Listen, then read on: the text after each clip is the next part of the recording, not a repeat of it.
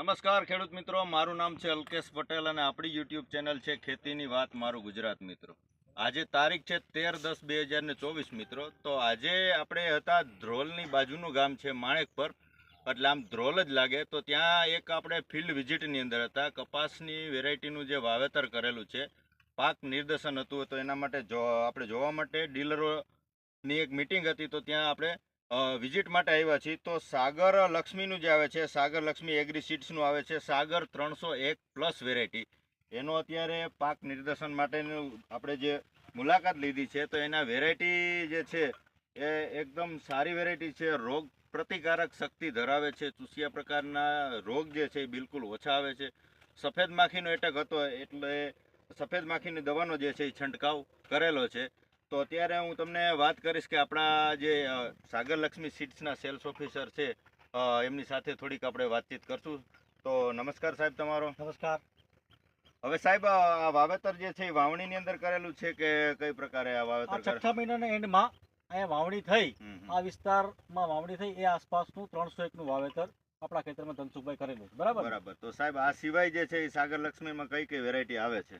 આ સિવાય સાગર 301+ મીડિયમ સેગમેન્ટની જાત છે. આ સિવાય સાગર તિલક અને સાગર મુગટ, આ બંને છે એ આના કરતા અર્લી વેરાયટી છે, મોટા જીંડવા છે અને ઇરેક્ટ પ્લાન્ટ છે. સારી જમીન અને સારું પાણી માવજત વાળા દરેક ખેડૂત છે એ સાગર તિલક અને મુગટ વાવી શકે છે. અને ઓછી મહેનત અને રફ એન્ડ ટફ જમીન માટે છે આપણે સાગર 301ની કંપની તરફથી ભલામણ છે. તો ખેડૂત મિત્રો, આપણે એ જ બતાવવા માટે તમારા વિડીયો દ્વારા માહિતી આપણે આપી છે કે જે સાગર 301 વેરાયટી જે આવે છે એ રફ એન્ડ ટફ, કોઈ પણ હળવી જમીન હોય તો એમાં પણ તમે આનું વાવેતર કરી શકો છો, અને જાડી જમીન હોય તો પણ તમે વાવેતર કરી શકો છો. જીંડવાની સાઇઝ મીડિયમ છે, મધ્યમ પાકતી જાત છે, ચૂસિયા પ્રકારની જીવાતો ઓછી લાગે છે, સફેદ માખીનો એટેક નોર્મલ લાગે છે. તો આ ખેડૂત પણ આપણી સાથે છે. તમે આની અંદર દવાના છંટકાવ કેટલા કર્યા છે અત્યાર સુધીમાં? 4 છંટકાવ કરેલા આજ સુધીમાં 4 છંટકાવ કરેલા છે. તો આમ જોવા જઈએ તો એ દવાનો નોર્મલ ખર્ચ છે. ઓછા ખર્ચા સામે જે વેરાયટીનું પરફોર્મન્સ તમે જોઈ શકો છો કે સિરીજુ જે તમે જોઈ શકો છો છોડની અંદર પરફેક્ટ જોવા મળી રહી છે. મોનોપોડિયાની પણ સંખ્યામાં ખૂબ વધારે પડતી છે. તો વેરાયટી વાવેતર કરવા લાયક છે. આપણા એરિયાની અંદર આ જામનગર જિલ્લાનું ધ્રોલ તાલુકાનું પ્રોપર ધ્રોલ ગામ છે. તો એની વિઝિટ આપણે આવ્યા હતા.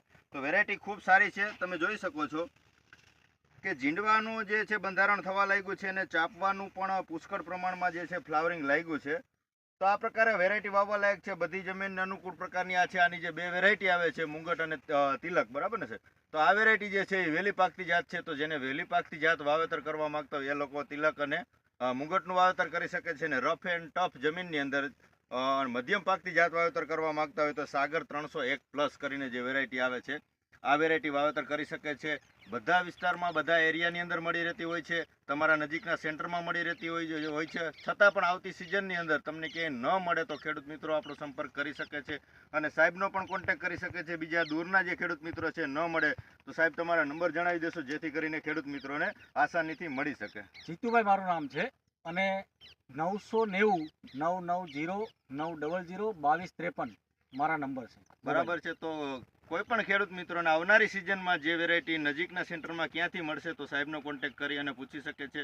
આપણી પાસે પણ આવતા વર્ષે જે છે વેરાયટી આવી જશે, અને તમારા નજીકના સેન્ટરમાં પણ મળી જતું હોય તો આ વેરાયટી વાવેતર કરવા લાયક છે. આવી આપણે ખેડૂત મિત્રોને ભલામણ છે. તમે શું કહેશો કે વેરાયટી વાવેતર કરવા લાયક છે? બીજા ખેડૂત મિત્રોને શું ભલામણ કરશો? મારું નામ ધનસુખભાઈ શામજીભાઈ પરમાર, ગામ ધ્રોલ, મોબાઈલ નંબર 98 798 78 556. મેં સાગર કંપનીનું 301 બિયારણ લઈ અને વાવેલું છે. કે જાત ખૂબ જ સારી છે. કેટલા પેકેટનું વાવેતર કર્યું? 5 પેકેટનું વાવેતર કરેલ છે. 7.5 વીઘા જમીન છે, એમાં 5 પેકેટ મેં વાવેલા છે. બહુ સારું છે. ખેડૂતોને મિત્રોને ભલામણ છે કે વાવવા જેવું છે, અને ઉત્પાદન પણ સારું છે. કોઈ જાતના બહુ રોગ નથી આવતા, જાજી દવાનો કોઈ ખર્ચ નથી થતો, અને બહુ સારું છે. એટલે વધારે પડતા વરસાદમાં જે છે 1 મહિના પહેલા આસપાસના સમયગાળામાં વધુ વરસાદ પડ્યો હતો, એટલે જે ફ્લાવરિંગ હતું એ બધું ખરી ગયું હતું, અને જે રિપીટ પાછો ફાલ લાગ્યો છે સારું આવે છે. અને ફ્લાવરિંગ ટૂંકી ગાંઠે, જે કે આપણે વાત કરીએ દેશી ભાષામાં, તો ટૂંકી ગાંઠે જે છે આનું ફ્લાવરિંગ લાગે છે. એટલે નવું ફ્લાવરિંગ લાગી અને જીંડવાનું બંધારણ પણ શરૂ થઈ ગયું છે. ફાલ ખરવાનું પણ જે છે એનું જે ઓછી જે છે એકદમ ઓછું ખરી રહ્યું છે. તો આની કેપેસિટી ખૂબ સારી ગણી શકાય. તો ખેડૂતોને ભલામણ છે કે વાવેતર કરવા લાયક છે. તમારા નજીકના સેન્ટરમાંથી મેળવી અને તમે ચોક્કસથી સાગર 301 પ્લસની વાવેતર કરી શકો છો. મિત્રો રજા આપશો. જય જવાન જય કિસાન. આભાર.